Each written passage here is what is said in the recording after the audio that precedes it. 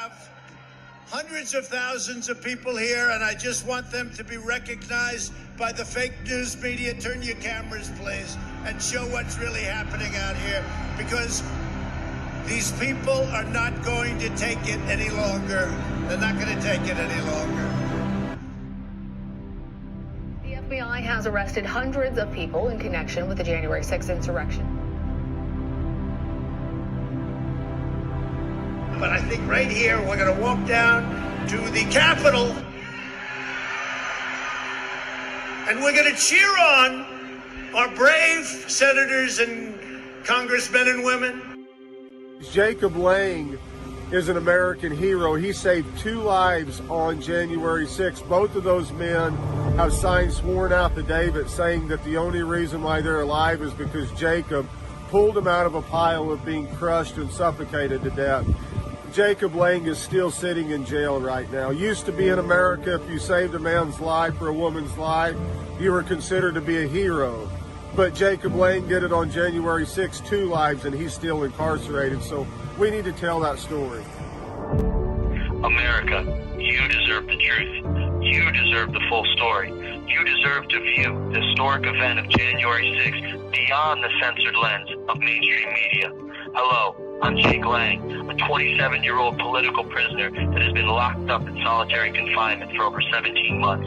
The footage you are about to witness has never before been seen by the public. It is the raw and uncut truth of January 6th, the day when free men and women stood unarmed against tyranny and were brutalized, beaten, and even murdered on the steps of our own Capitol. The patriotic event of the century where brave Americans came together to defend the Constitution and free and fair elections. So how did this peaceful protest end up becoming violent? There was a peaceful protest at the Ellipse. It was one of many peaceful protests that had taken place across the country. There was a call to continue the protest that day, to go down and walk down to the Capitol peacefully. What happened on the way over is that peaceful walk was hijacked by all different types of groups of people with nefarious intent. Police are squabbling with protesters. Oh, there we go.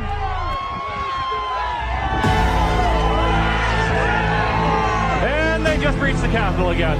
The police, who are in charge of securing the perimeter, move aside the barricades and let the protesters, or rioters, or insurrectionists, whatever you're going to call them, a lot of people still in prison, let them in the building. How about the one guy? Go in, get in there, everybody else. Get in there, go. Nothing happens to him. What happened with him?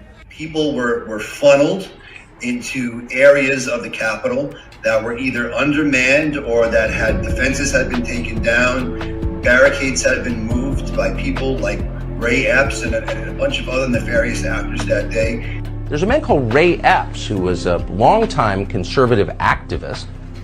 He was captured on camera at least 3 times, possibly more, encouraging people on January 6th and the day before, January 6th Eve, January 5th, encouraging protesters to storm the Capitol.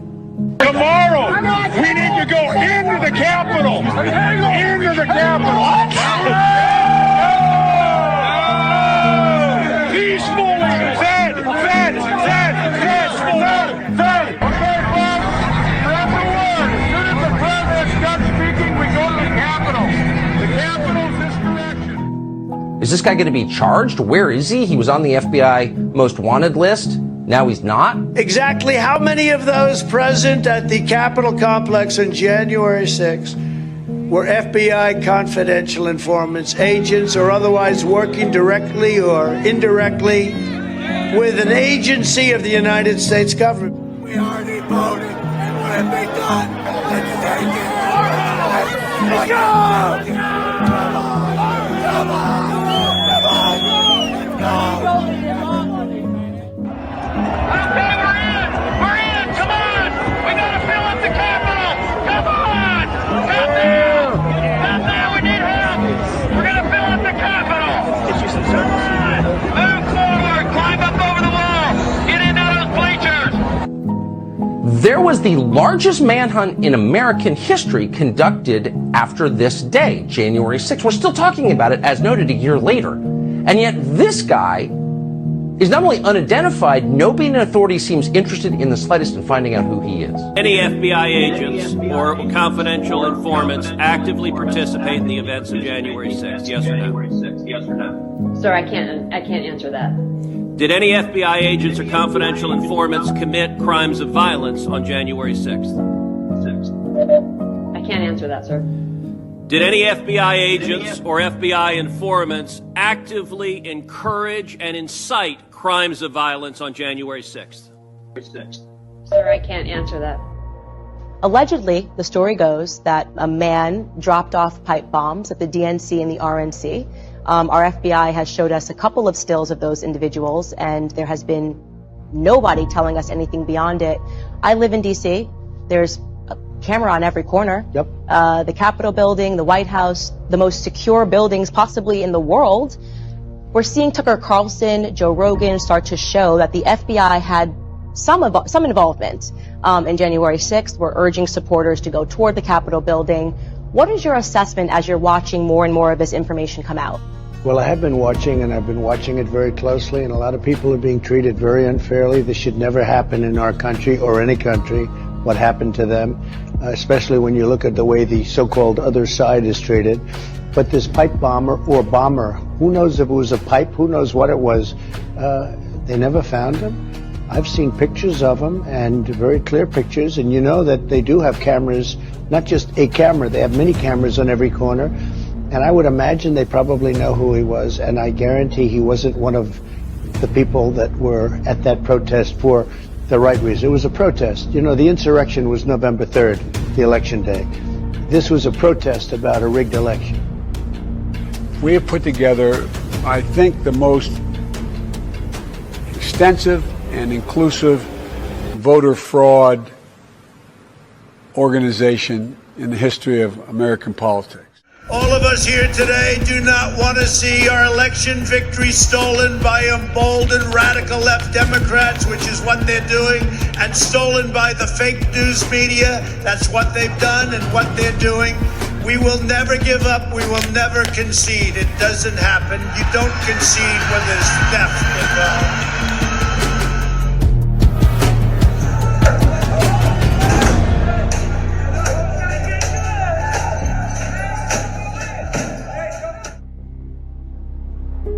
So who was capable of actually opening this locked door from above, which seems like it was a magnetic lock system and the door could be opened from distance? That's the mystery. Who opened this door? Who had knowledge of how to open this door so that this gentleman could let people in? And the gentleman who actually was walking to the door and he signaled up and asked the person to open the door, he has not been arrested yet, and he is not on an FBI wanted list.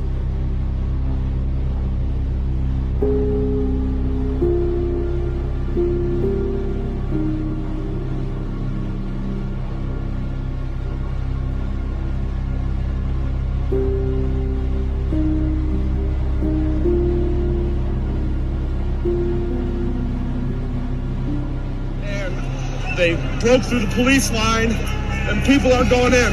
The doors are open!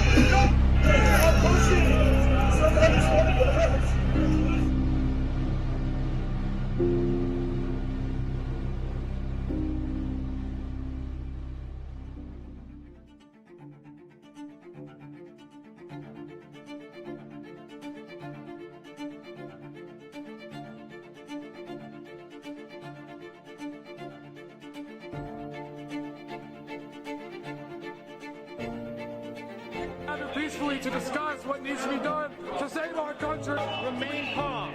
We're not going to assault. We're going to be heard. Everybody, this must be peaceful.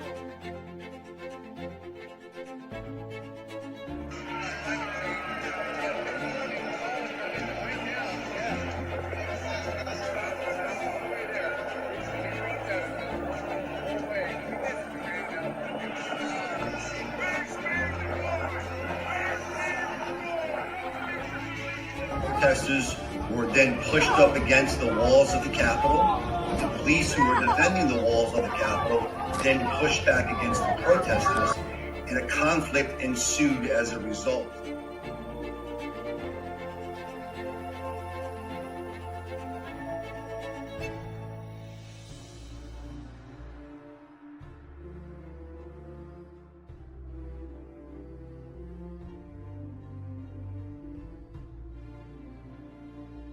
The truth about Roseanne Boyland, if people knew her story, would change everything about what people thought they knew about January 6th. Most of the violent footage that people have seen with actual protesters being violent or combative with police was around the West Capitol entrance where Roseanne Boyland was killed. They knew that people were getting crushed because while we're at the bottom of this pile, we're yelling as loud as we can, we're dying, help, help. What you're currently witnessing is Capitol Police officers disobeying their oath to defend the Constitution and to protect human life. We have a scene right now unfolding on the West Terrace Tunnel entrance that people died in. It was an absolutely horrific, grotesque scene of police brutality, unrivaled in American history. We have thousands of people who witnessed Roseanne Boyland's death, 34-year-old woman from Georgia. She died at the hands of the Capitol Police. They pummeled her over onto the ground. They caused a stampede in which she got ran over. They pepper sprayed her while she was down. They put noxious tear gas in the atmosphere. She couldn't breathe, and she ended up dying in my arms. And may God rest her soul.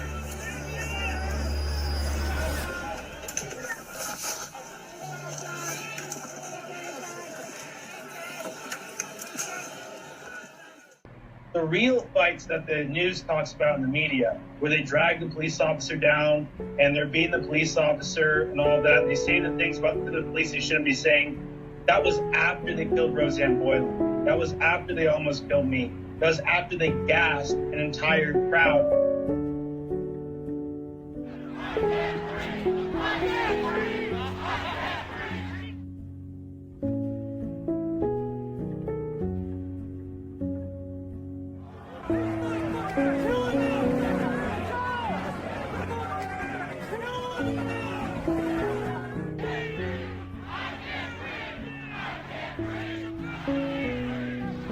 There was other people there that day, as you'll see in this footage right now, like Philip Anderson.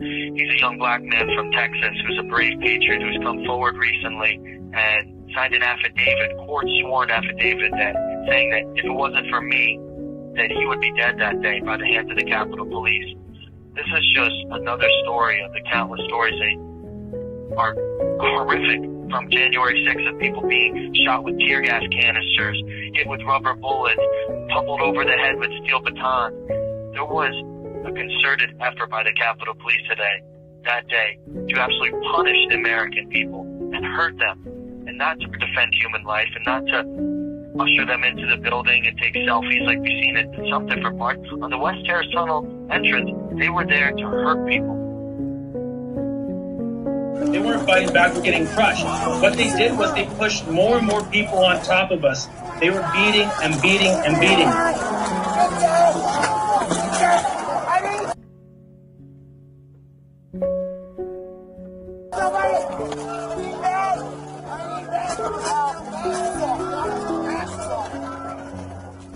Everything they said about Roseanne Boyland from the very beginning is a lie. They straight up killed her. It was murder.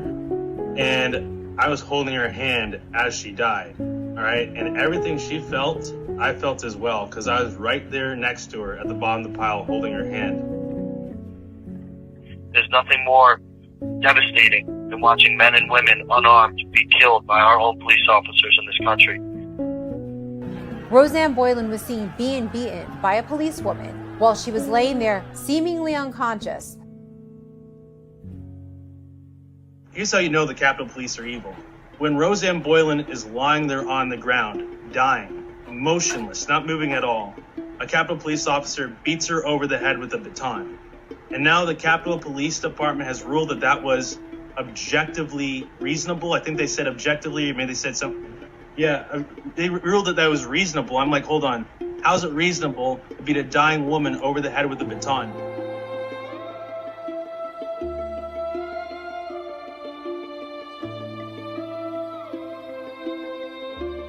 So Lila Morris walks free and Roseanne Boyland is no longer with us.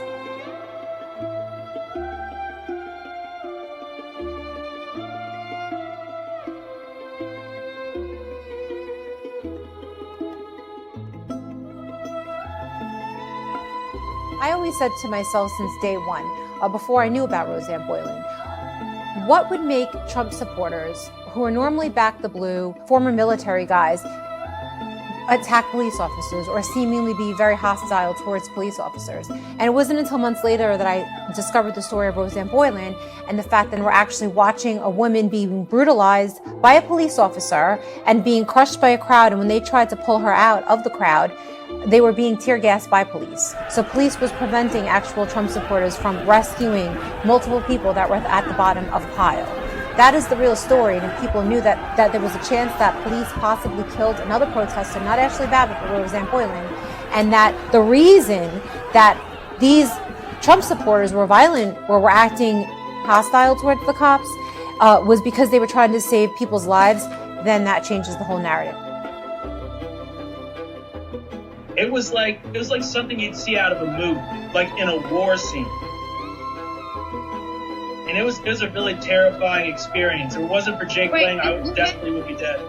Yes, she collapsed underneath him. For 4 minutes she was underneath, not breathing. What happened, sir? A lady died in front of me. I picked up the black and carried her down the steps. She fainted and she was crushed by about 6 people. Out here? Going in the window. Did they bring her? Did she go inside? She was purple by the time they got her. She was murdered by the heads of the Capitol Police, and this was witnessed by thousands of Americans on the steps of our own Capitol. You know, I've watched Roseanne Boyland, the life leave her body, and it haunts me to this day. Every night that I'm in solitary confinement, I see her, I pray for her, I pray for her family, and her memory will never be forgotten. Her sacrifice for this country will never be forgotten. There are approximately 15 men who are incarcerated to this day in DC Gitmo or one of the other jails that are holding January 6th defendants. And I'd say at least half of those were nonviolent. They didn't even attack police. Some of them threw objects at police or were hostile towards police and are being charged with attacking police officers. But 15 people currently sit in solitary confinement since January 6th who witnessed what happened to Roseanne Boyland, who all say they were trying to help her and others and save their lives that were underneath the pile of protesters that were on top of Roseanne Boyland, but were getting tear gassed and hit by police, anyone that tried to save these people's lives.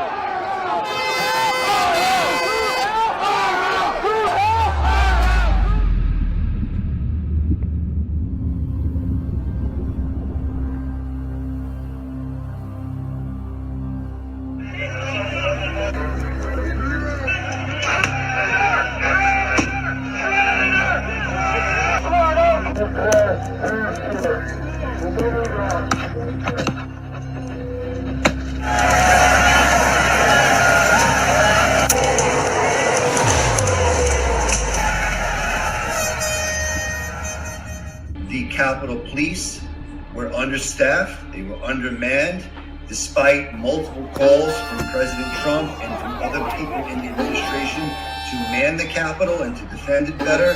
They were undermanned, it feels like intentionally, to provoke a conflict. A conflict happened that day, and as a result, you have this massive dragnet where everybody who had the courage to go to DC that day and object to the election results is now a target of the Department of Justice.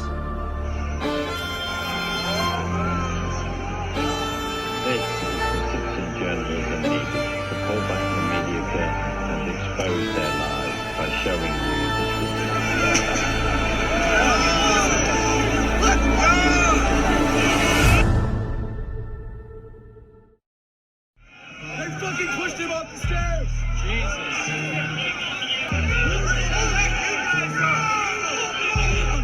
cop in blue and black pushed him, both hands on the back. Right there with it.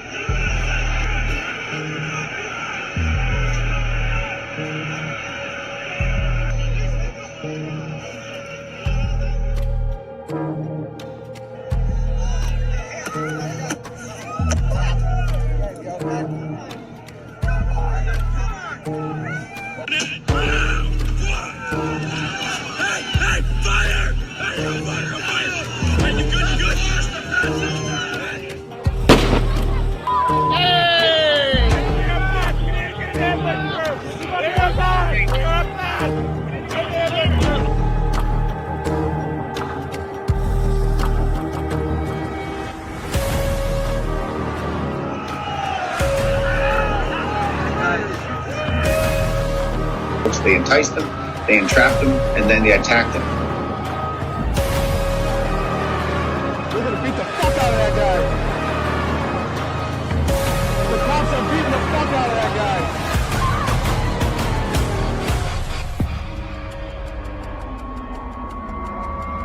They're shooting into their own people.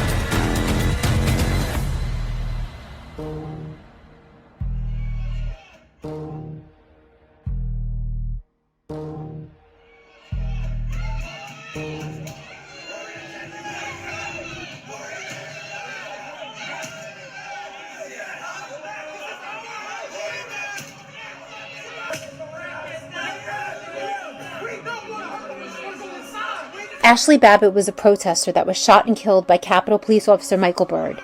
And in the video, it's very clear that Babbitt was carrying no arms and she posed no threat as she climbed through a window. Yet this officer chose to shoot her point blank.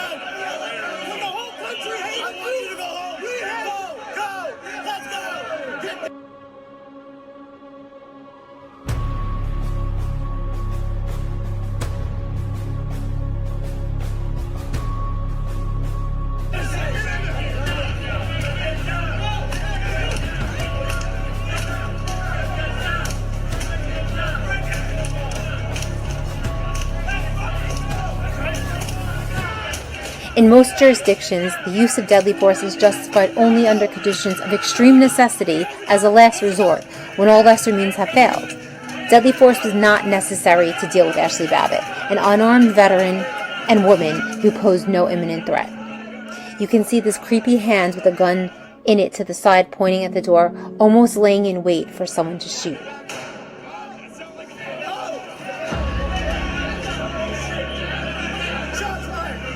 Ashley Babbitt's death was unnecessary, and Officer Byrd should be held accountable. But the Capitol Police found Byrd's actions were, quote, lawful and within department policy. So, decorated Air Force veteran Ashley Babbitt is dead, and Officer Byrd is called a hero. That is the upside-down America that we live in today. You have the fake news right after the insurrection reporting within days that one woman was shot by police, but it was her fault. Another woman had a drug overdose, and 2 other guys had cardiac arrest because it didn't explain why. Fast forward a year and a half till now, and so much more information has come out on those people's deaths, and that's documented. Video, Freedom of Information Acts that were filed that got more information out, and the mainstream media has not yet gone back to retract what they said originally.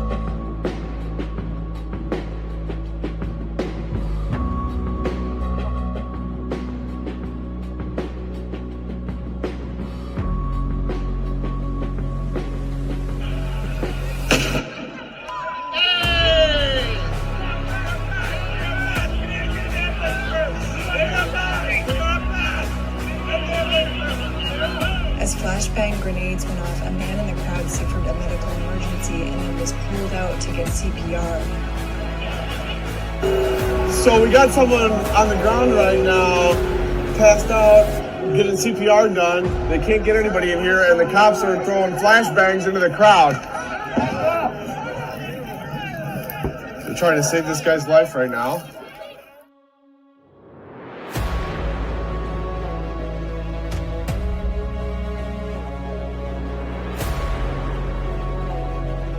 It wasn't like they were banging these guys that were walking in, or even like right on the perimeter. These are two guys that were pretty far from the Capitol, but just happened to be in the path of a flashbang. I was wrong. I thought that guy was causing problems, but he's not.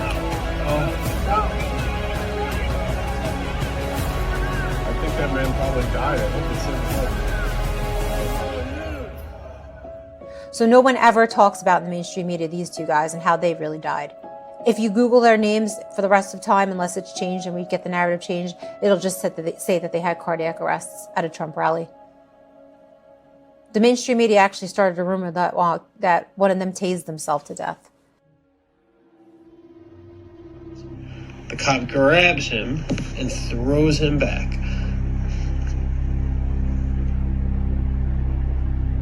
See, watch. Tries to reach in and pull him out.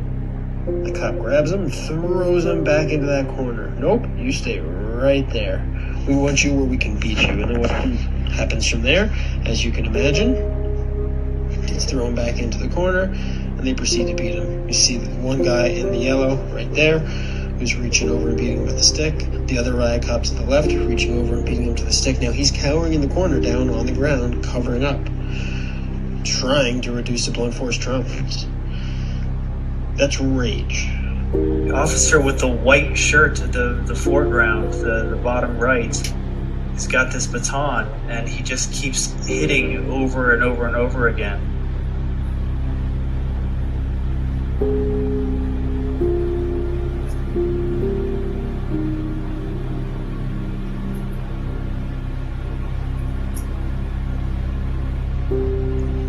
So Joseph, I'm seeing this officer in the white with the baton hitting dozens of times. I don't know if he's trying to target one person, but it looks like he's trying to inflict damage on someone. That is correct. He is without question inflicting damage on Victoria White. Look, she's getting maced right now. She's asking him to stop. She is bleeding right there. You can see it on the white piece of clothing behind her. There's blood all over it. She is obviously in distress. She is obviously defenseless. To the point where, look at that. Look at that. This is a grown man. That is a collapsible ass right there. That device is supposed to be used as per DC police protocol. You see her face right there. She's struggling to break windows in emergencies. And it's supposed to be used below the shoulders for self-defense or to disable somebody with a weapon. And it's only supposed to be used above this. There he goes punching her in the face. Look at that. Look at that. That's an animal.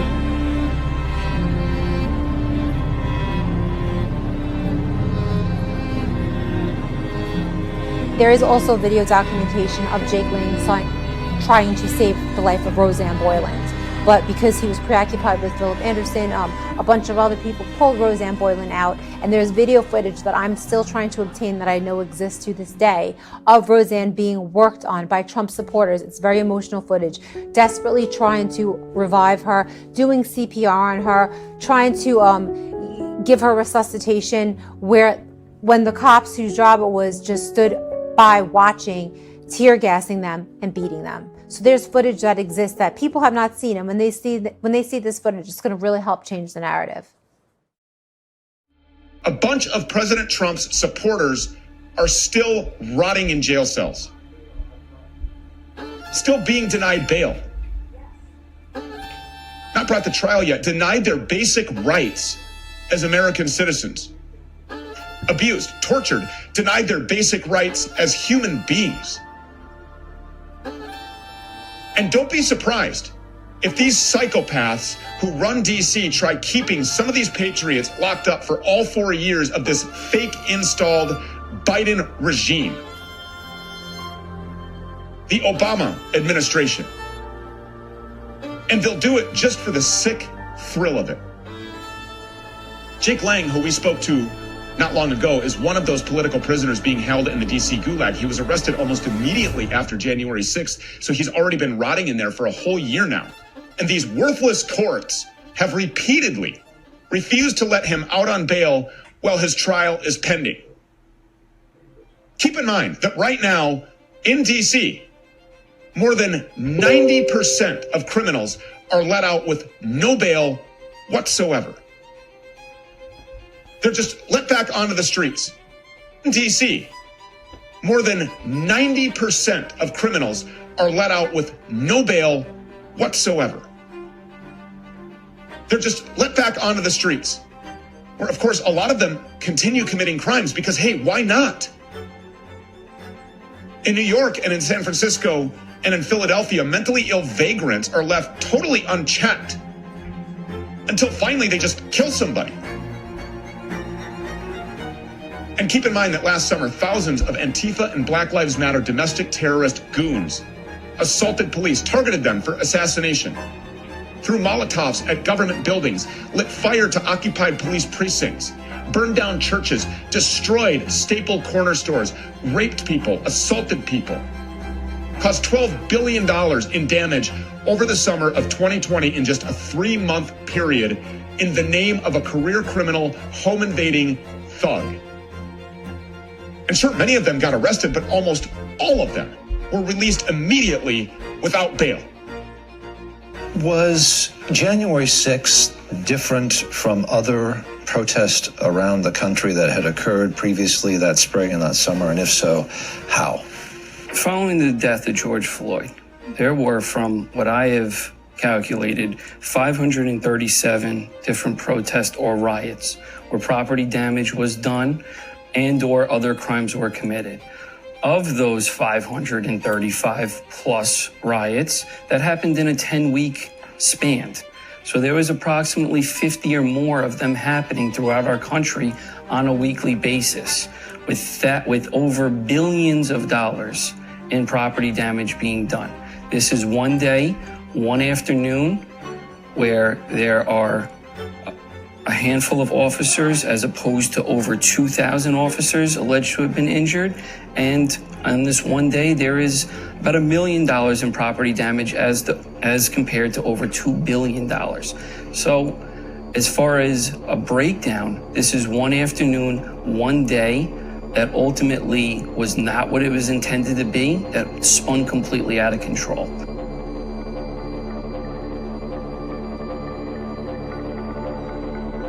We begin tonight with a nation already on edge in the coronavirus pandemic as protests turn violent across America.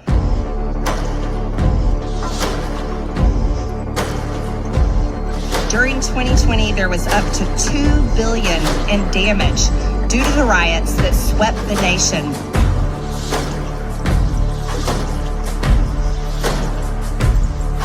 That ain't a riot, what we're seeing right now in Minneapolis.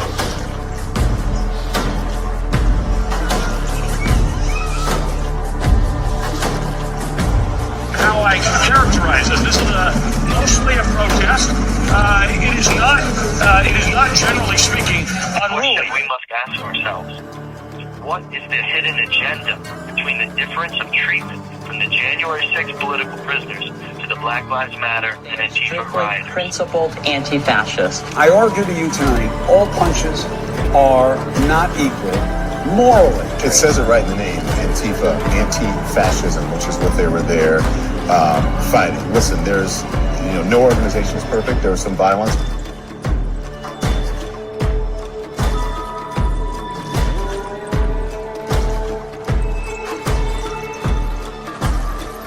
Any reasonable person would say we shouldn't be destroying other people's property, but these are not reasonable times.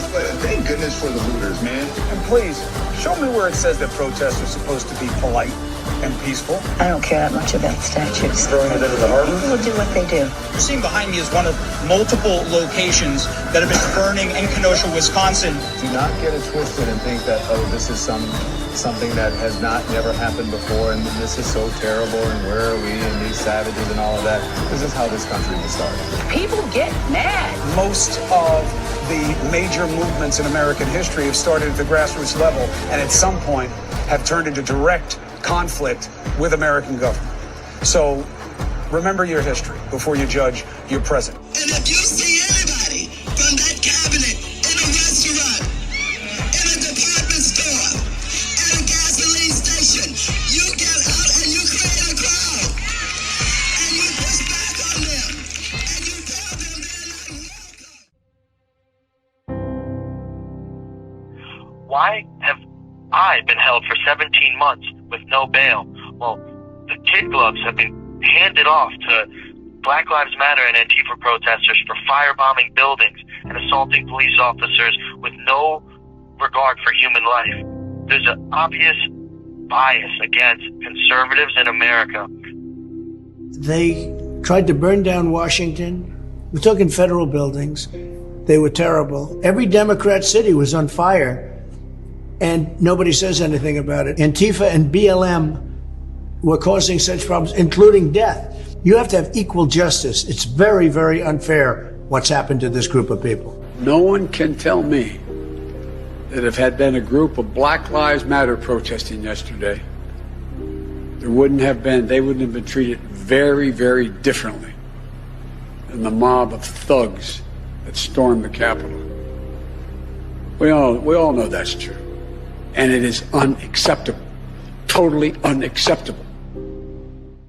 I would absolutely give them a pardon The if punishments things don't work out fairly. Punishments are out of proportion to the crime. Out of proportion, like 20 times out of proportion. These people are being persecuted, and the other ones, when they caught people who killed people, they want to give them the minimum sentence. They're out there fighting for a minimum sentence. No, it's a very unfair situation. Black Lives Matter, Antifa, and others, these radical left people. I mean, you have the vice president trying to bail everybody out of jail, but they weren't in jail very long. It was pretty easy to do. Yeah. And getting the bail was very easy. These people are in jail, in a horrible, disgusting, dirty jail, so bad that the court system, which is very left, is angry that people have to live like this. And some of these people are not guilty. Many of these people are not guilty. What they've done to these, and in many cases, patriots, they're soldiers, they're policemen, what they've done to them compared to what they've done to the other side, you know, you have to have equal justice, and this isn't equal. Do you think that your client, Edward Jacob Lang of Narrowsburg, New York, is a political prisoner? I think that under these circumstances, under these charges, the only reasonable conclusion that anyone could draw from the arrest to being transferred in the middle of the night without notice, not being able to see his family, having to filter and drink water through a sock in a hole where he has no human contact or sunlight for months at a time, being denied access to his attorneys, having a beard that is so thick that has not been shaven in 6 months, being denied a haircut. The only reasonable conclusion that you could come to on these facts is, yes, these men and Edward Jacob Lang are being treated as political prisoners. And as a result of that, he has spent the last several months since late January in the D.C. jail, where he still is currently. That is correct, under harsh conditions. But now we're harassed on a daily basis here. They send prison guards in to watch our units that are particularly aligned with liberal-leaning causes like Black Lives Matter, and they target us. And what they do is they try to psychologically, just afflict us in any way possible. They change the rules on us all the time. They wake us up in the early morning hours on September 18th when they had that rally January 6th rally for us, Washington, D.C. They woke us up at the wee morning hours, and they told us to grab our mattresses, and they marched us through the jail. They didn't tell us where we're going, how long we're going to be there, why we're being moved. And this is psychological warfare tactics to try to break down people's resolve and to keep them constantly in a manipulated state. It's horrendous the way we've been treated.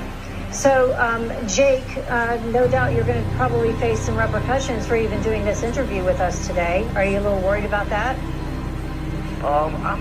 Fear does not live in the hearts of patriots, and it's time for the American people to band together and to stand behind the Constitution and to really support the January 6ers, because we were the front line. This call is being terminated by the facility.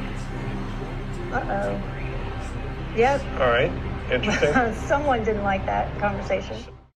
Jake Lang, who appeared here on this program recently, is different. Jake Lang is trapped in the DC gulag. Jake Lang is put in 2 weeks of solitary confinement every time he meets with his lawyers in the name of stopping COVID, because he remains unvaccinated. And while this country lets criminals rampage with impunity, Jake is threatened with years or even decades of prison. You know why?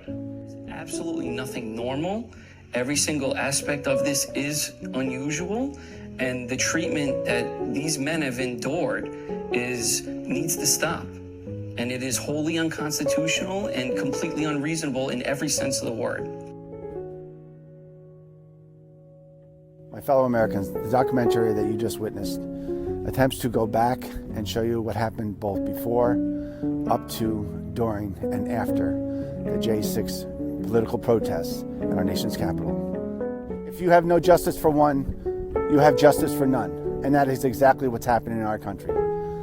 So I ask you, I plead with you, to go to our website, j6truth.org. Find out the truth about J6. We will continue to keep on posting. We will continue to keep on getting the truth out. We will continue to keep on exposing the DOJ, the FBI, the Biden administration for all the cover-up and the corruption and the fraud that they are committing on a daily basis concerning what happened on J6. Please donate generously. They need your help, both in prison, their families need your help back home, and they need your help to find good counsel to fight back against this corrupt government that we have today. I thank you for your time and your concern, and I would like to read a letter I just received today from my son, Jacob Lang.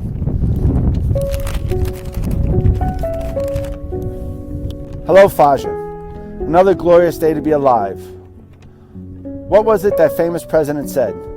We have nothing to complain about except for the source of complaining itself.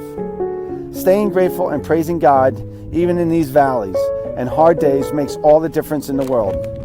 He desires our love and worship even when the odds are stacked against us, and the whole world feels life is crashing down. Especially then, spending 20 plus hours a day in this bed in this small cell, I try pacing and working out at least 2 hours a day and standing to worship, but it's cold as hell in here. So I tend to be under the blanket reading or listening to the gospel, music, or sermons on the radio. Some life, huh? Where I'm currently serving time for a sentence I didn't commit. It's like being in a desert where Christ staved off the devil and where angels ministered Christ. So this is my desert. I must cling to my faith and sustained by the word of God. Deliverance is possible. By the blood of Christ, no, it is assured. I hope that America is ready for my declaration. It's about time someone showed up and climbed up the old apple tree or chopped it down like Washington did. If God is with us, who can be against us? Miss you and love you, your son. All the best, America. Now that you have been armed with the truth shall set us free. Please share this video with as many people as you can text and email. Also, donate to the Give Send Go, where 100% of proceeds go to advertising this documentary with TV and newspaper ads. We cannot let the brave patriots of January 6th sacrifice be in vain. We must fight for those who stood up to protect this great nation from the current unconstitutional regime. Joe Biden says no amendment is absolute. This is rhetoric of a tyrant who has no respect for our republic or our God-given rights. I know the founding fathers and many incredible January 6 patriots who are willing to bet with our lives that he is wrong. We battle this spiritual warfare with the love of God and the faithful understanding that we can do all things through Christ who strengthens us.